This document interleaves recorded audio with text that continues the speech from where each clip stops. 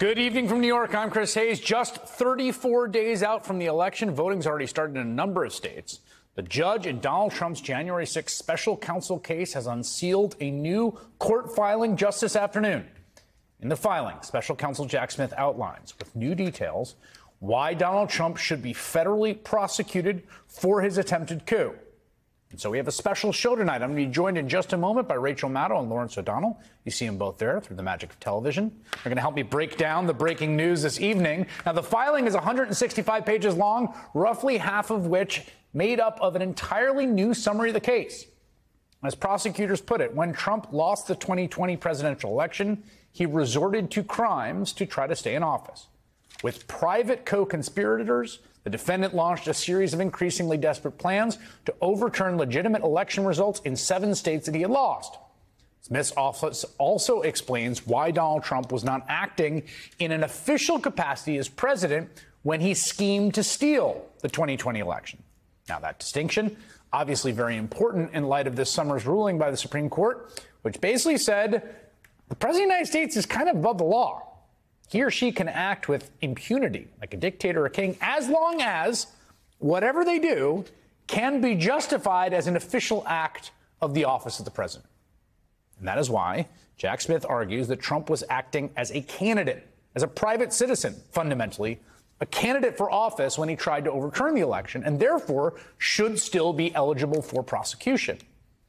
The special counsel's office writes, although Trump was the incumbent president during the charged conspiracies, his scheme was fundamentally a private one. Working with a team of private co-conspirators, Trump acted as a candidate when he pursued multiple criminal means to disrupt, through fraud and deceit, the government function by which votes are collected and counted, a function in which the defendant, as president, had no official role. Smith also provides multiple new anecdotes from Trump's campaign inner circle, outlining what prosecutors say was this willful scheme to defraud the American people. In the immediate post-election period, while Trump claimed fraud without proof, his private operatives sought to create chaos rather than seek clarity at polling places where states were continuing to tabulate votes. For example, on November 4th, someone identified as Person 5, a campaign employee, agent, and co-conspirator of the defendant, tried to sow confusion when the ongoing vote count at the TCF Center in Detroit, Michigan, looked unfavorable to Trump. There, when a colleague at the TCF Center told Person 5, we think a batch of votes heavily in Biden's favor is right, Person 5 responded, find a reason it isn't, give me options to file litigation. The colleague suggested there was about to be unrest reminiscent of the Brooks Brothers riot, a violent effort to stop the vote count in Florida after the 2000 presidential election. Person 5 responded, make them riot and do it. Make them riot. Of course, eventually we did get a riot.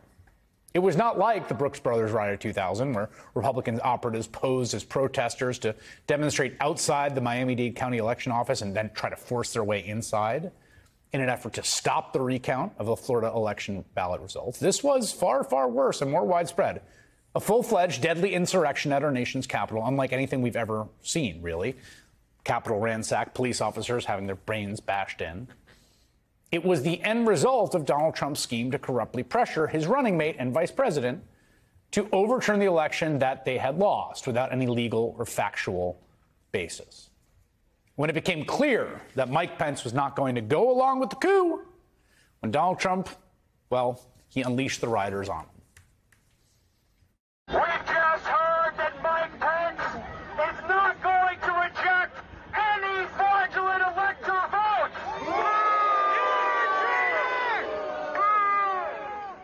That's right. You heard it here first. Mike Pence has betrayed the United States of America.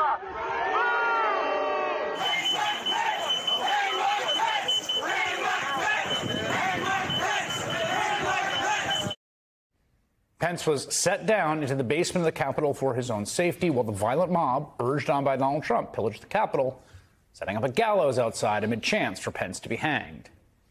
In addition to a lengthy recounting of Trump's many efforts to get Pence to steal the election, Smith's new filing also provides some insight to what was going through Trump's head when he learned his running mate was in danger.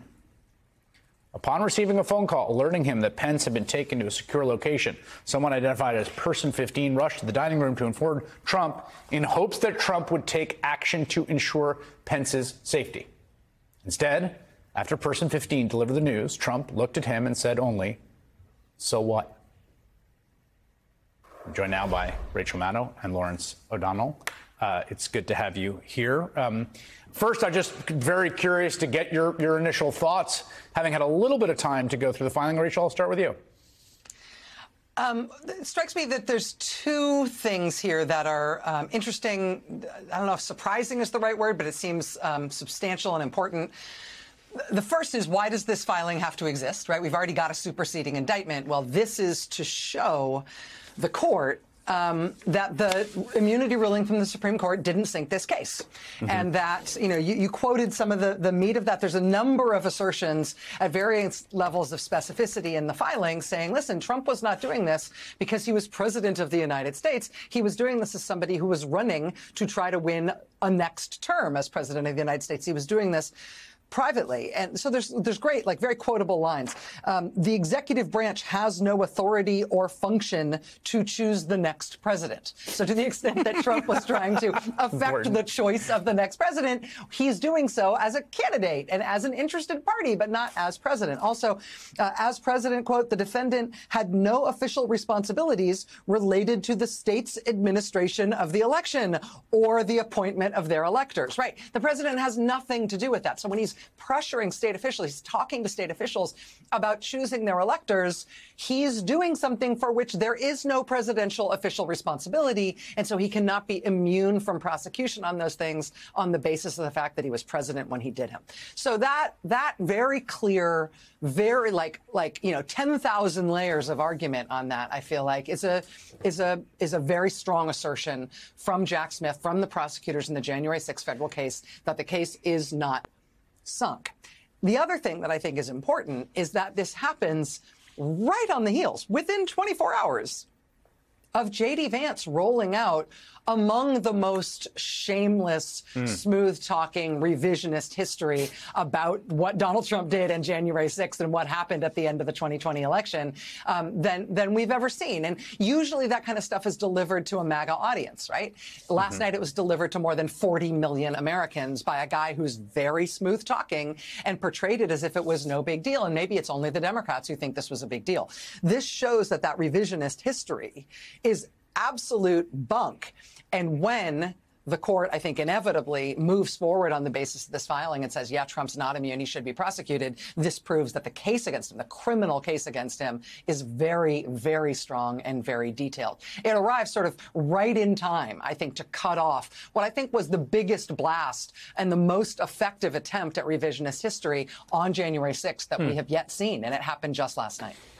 On on the first of those 2 points, I'm going to come to you in a second, Lawrence, but just on the first of those 2 points, I recalled as you're talking about this and as I was reading the filing today, there's a moment in those immunity oral arguments, which were sort of a disaster in many cases and kind of shocking and appalling, if I can editorialize. But there's a moment where Amy Coney Barrett intervenes essentially to do proactively what's done here, where she asks Trump's lawyer, well, calling the electors to try to lobby them, is that official act? He's like, oh, no, probably not. She goes through a bunch of the things that were asserted in that initial indictment to be like, we don't think those are official acts, do we? You're not arguing that. And it's interesting to see that come back around as essentially the core argument being made over the course of the 165 pages, although partly out of necessity because of what a fakakta ruling John Roberts came up with. Lawrence, your thoughts? Yeah, so I'm going to go to the highest authority I can go to tonight at 10 o'clock with Lawrence Tribe on this very issue that Rachel was describing, which was how the Supreme Court basically sent this back to the trial court and back to Jack Smith to determine what, if anything, from the Smith indictment can be prosecuted. And this is Smith's answer, which is to say, well, everything. Yeah, we got it. There's one meeting that we can't include, right. Which involved Justice Department. That one meeting, which we should just say, Roberts explicitly goes out of his way to ding in his opinion. Right. But what you do have in here because of this, and I remember the day this Supreme Court ruling came out, I mean, my first reaction to it was, that this was going to happen. I anticipated it happening in actual fact-finding hearing with witnesses where we would hear Mike Pence. That might be the next stage of this. It could go to that. But as of now, it seems like Judge Chutkan wants to handle it on paper. And you can see how powerful the paper is. And you can see the power that a federal prosecutor has in subpoena power that the Congress doesn't. Because when you look at page 67, the source of the quotes in the second paragraph are Mike Pence's, quote, 5 pages of contemporaneous notes of a meeting with the president at the time. Yes. So there's the vice president just writing it all down. Which you better do anytime you talk to the guy. And Jack Smith has all of those notes and quotes from them to the extent that he wants to. The other thing you see here, 165 pages is not the book-length version of this, but it is the screenplay length, and you can see the through line all the way to January 6th, which I have to say, before, all these pieces were fragments that were kind of floating on the same water. Now he creates the perfect lead-in to January 6th, wherein Jack Smith says, having tried everything, having tried absolutely everything, by the time Donald Trump stood up to make that speech to his crowd on January 6th, he had only one hope left, and that was his crowd, to send his crowd up to the Capitol to stop the counting of the Electoral College votes.